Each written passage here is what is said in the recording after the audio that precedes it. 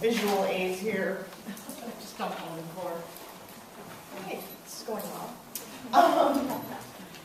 My name is Dana Graham, and my story is very similar, but yet very different.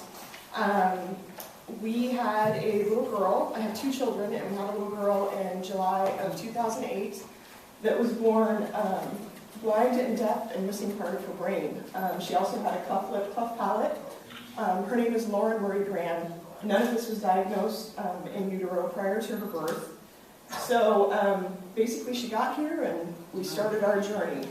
I'd like to show you just a couple of things, then I have something to read. These are actually little boots that Nana and Papa sent before she was born, and she was never able to wear those.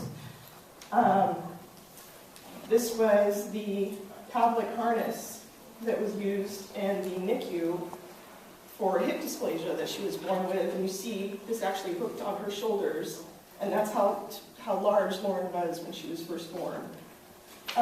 These were the wrist supports, the wrist splints that they had on Lauren to try to correct the contractures in her wrists and elbows. This is the actual outfit that we brought her home from the NICU in, and you can see it's very tiny. These are the diapers that the size diaper that Lauren wore most of her life. These are preemie diapers. She was 4 pounds when she was born, and when she passed, she was only 10 pounds. This is a lock of Lauren's hair. She didn't grow much, but her hair grew beautifully, and she had gorgeous long curls. So, with that, I'd like to read something that we put together.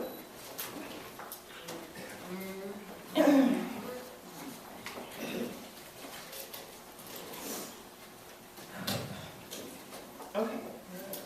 Imagine being told you're about to have a baby, a healthy, happy, bouncing baby girl.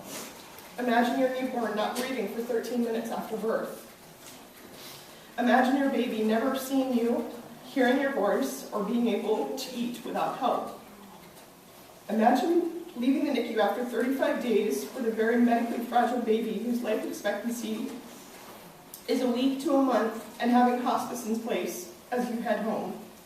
Imagine after 20 difficult months of physically and emotionally exhausting round-the-clock care and watching your baby girl suffer, you hold her as she takes her last breath. The baby girl you are imagining is my daughter, Lauren Marie Graham. She was born July 15th, 2008, and passed away March 6, 2010, from complications of an incredibly rare genetic syndrome, Bohring Opitz syndrome. She was the 16th diagnosed case in the world, not the United States, the world. I'm here in Juneau with the Key Coalition to speak to you about Lauren and how community services came into our home when I needed them most, to put things back together, so that I could be a better caretaker for Lauren and for our son Garrett, who was only 2.5 when Lauren was born. I thought I had to be super mom, and for 14 months I cared for Lauren day and night. She had to be fed 1.5 ounces every 2 hours through some type of feeding tube. She had to be given an enema every other day to use the bathroom. She never met the simplest of milestones. No sitting up, never held our finger, never rolled over. But she was our daughter and we loved her. Being blind, deaf, and missing part of her brain, Lauren would stay awake days at a time and fuss and whimper. Nothing could be done to console her. Doctors and specialists assumed that the missing message center in her brain caused these issues, and that she may be having seizures inwardly just because they weren't visible. We were given medications to calm her. The medication had a paradoxical effect, and she became even more agitated. The same specialist that diagnosed her when she was in the NICU examined Lauren just before her first birthday. They were surprised that she was still alive at all, and contributed that to the excellent care we had given her, but could not offer us any other advice other than to direct us to Hope Community Resources in Anchorage. After that appointment, my husband demanded, insisted, call it what you like, that I had to get some help, and I contacted Hope. Within hours of my call and telling them about Lauren, they were making a home visit. When a Hope employee showed up on my front porch, I was apprehensive and tried to dismiss my need for some type of in-home support or help at all. In a strange way, I felt like I was failing Lauren by not providing all of her care, and I was afraid if I left her to do a simple thing like go to the grocery store or the post office that she would pass away when I was gone.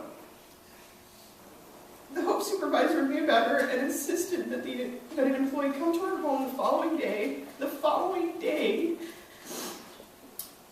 to be trained on Lauren's care. Once I allowed Hope into my home, and they took phenomenal care of Lauren and were a huge emotional and physical support to me. I can say with certainty that Hope saved my marriage. My husband was able to keep his job, and I was able to keep a majority of my sanity.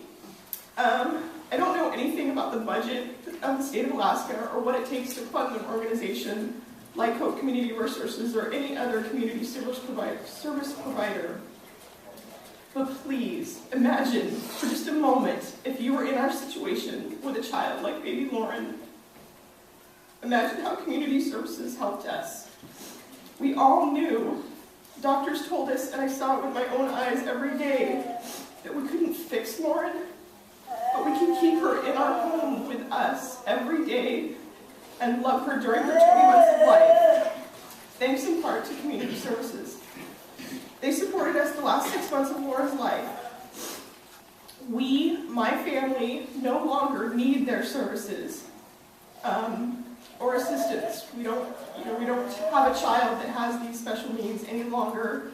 But every day there's a kid that is born. Every day there's a child that's injured. Every day a child gets sick and they need those services. Other families and children, like Lauren, will need the services now and in the future. There are so many people. I've learned so much since being with Hope and keeping in contact with them. So many kids are on wait lists, and everybody's done a great job by making those wait lists shorter. But until you've lived this, you have no idea what goes into the care of a child. The 1-year anniversary of Lauren's death is just a few days away, March 6th, 2011. We miss her so, but find comfort knowing she is whole and no longer suffers. Lauren never knew a day on earth without love. Speaking about her is my therapy. I need to tell her story to heal. Thank you for listening and remembering that many other families out there are waiting for services that desperately need the help that we received. Thank you for making sure, going forward, that those services are there for them too. Thank you so much for listening.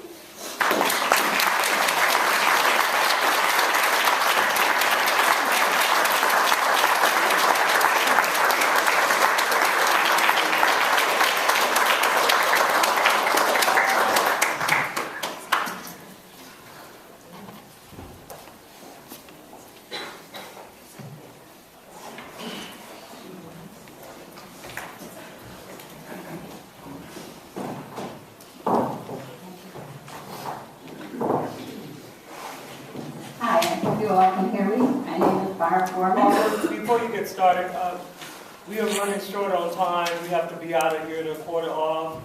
And so if you would make your remarks short at this time, and maybe you could give us in writing what you have.